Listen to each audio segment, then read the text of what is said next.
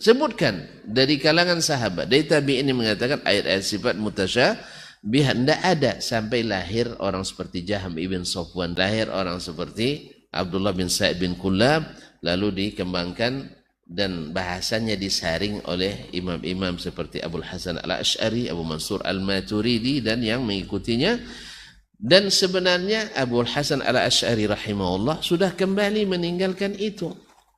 Cuman kita yang mengikuti jalan yang ditinggalkannya itu. Lalu kita katakan lagi, oh kitab Abul Hasan dipalsukan pula. Jadi memang para pemalsu ini cenderung menuduh yang lain pemalsu. Sebab seperti kata pepatah orang Arab, iza sa'a fi'lul mar'i sa'at zununuhu. Bila seseorang itu buruk lakunya, buruk pula dugaannya. Antum akui tidak Abul Qasim Ibnu Asakir sebagai imam mazhab Asy'ari? Pasti dia nganggu iya. Atau ngaku enggak Al-Yafi'i, penulis kitab Faqatu Ayanul Yaman Asy'ari yang sangat fanatis, ngaku. Antum ngaku enggak misalnya Syekh Muhammad Yasin Al-Fadani adalah ulama kesohor yang muktamad, ngaku. Baik. Kalau Imam Abul Qasim Asakir sendiri mengakui keaslian kitab Al-Ibanah dalam kitabnya Tabyinul Kadzibil Muftari. Imam Al-Yafi'i mengakui bahwa juga dari Abul Hasan al-Ash'ari. Dan Imam Syekh Muhammad Yasin Al-Fadani juga meriwayatkan kitab itu dengan sanadnya. Kan katanya harus bersanad ya.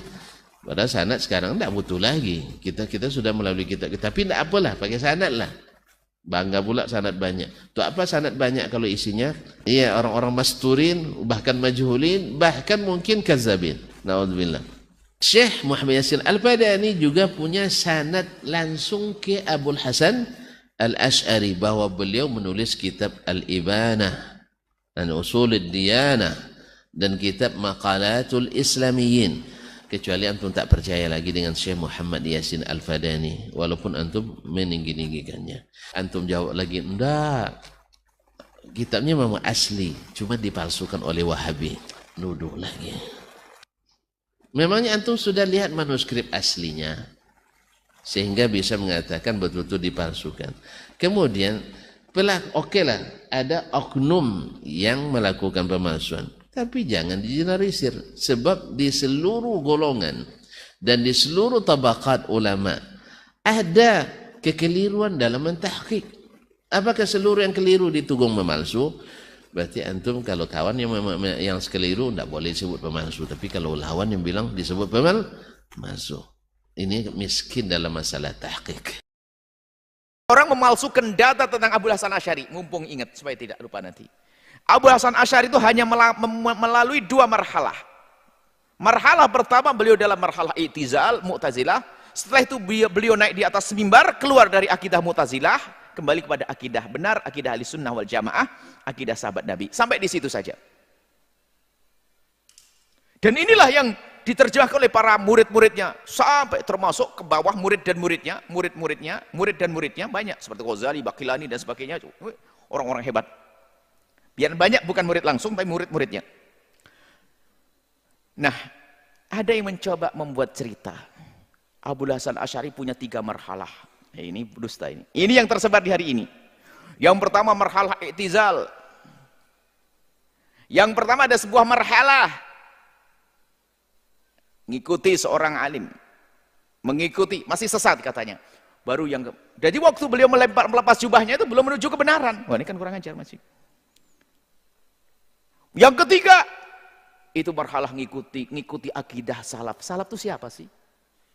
Salaf itu kan sahabat Nabi. Sebelumnya ikuti salaf, kalau tidak ikut salaf. Maksudnya ini kelompok akhir zaman ini yang mengingkari kaum Asy'ariyah ini membuat data palsu. Kalau memang Abul Hasan Asy'ari punya 3 marhalah, pasti naik mimbar lagi beliau. Jadi yang ada Abul Hasan Asy'ari hanya 2 kali masa. Pertama beliau ikut Mu'tazilah, setelah itu beliau ikut Ahlussunnati wal Jamaati. Enggak ada tambahan lagi di situ. Yang alasannya yang ketiga adalah marhalah selamat dia, yaitu masalah mengikuti salaf. Lu memang sebelumnya enggak mengikuti salaf. Nah, ini yang membagi 3 marhalah ini sebetulnya ingin menyesatkan kaum Asy'ariyah. Sampai mereka berkata, kalau Asy'ari saya setuju, Karena Asy'ari punya 3 periode, 3 marhalah. Tapi kalau Asy'ariyah, ulama Asy'ariyah saya nggak mau. Nah ini kan kurang ajar. Sengaja saya tegaskan di sini karena mulai isu-isu busuk disebarkan oleh mereka perusak umat di negeri kita.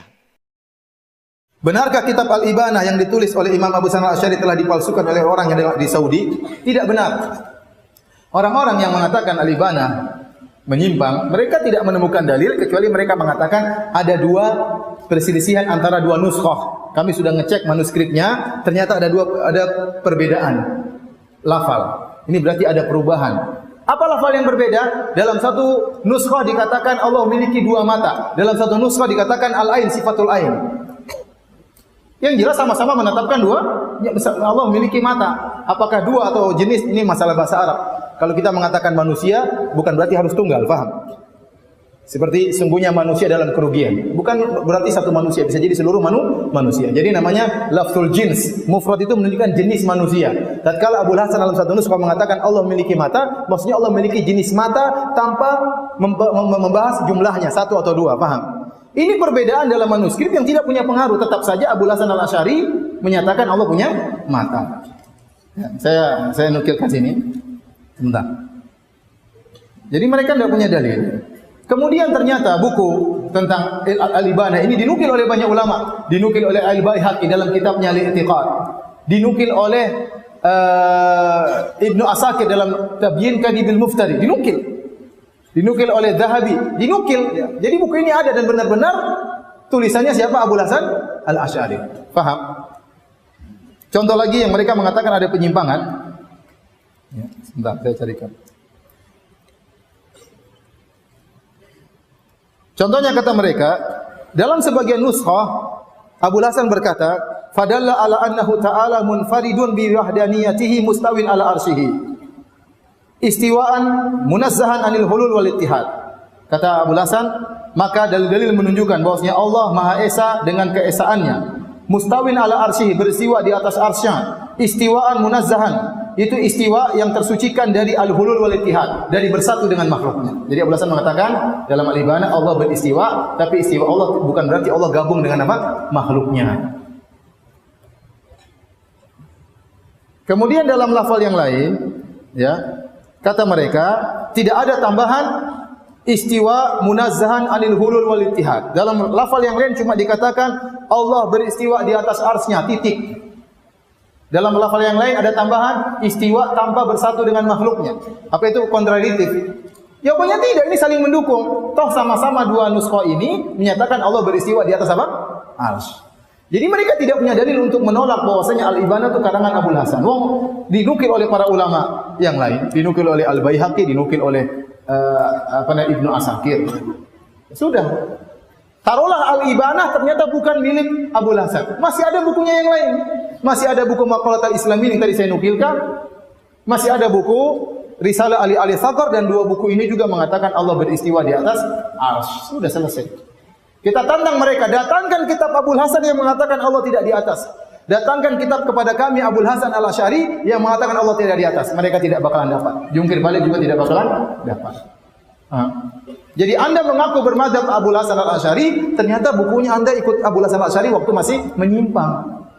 Waktu masih Mu'tazilah. Kemudian mengumumkan dia bertobat, maka dia bantah Mu'tazilah dalam buku-bukunya. Itulah yang jadi patokan kita sekarang, bahwasanya Allah berada di atas arsy.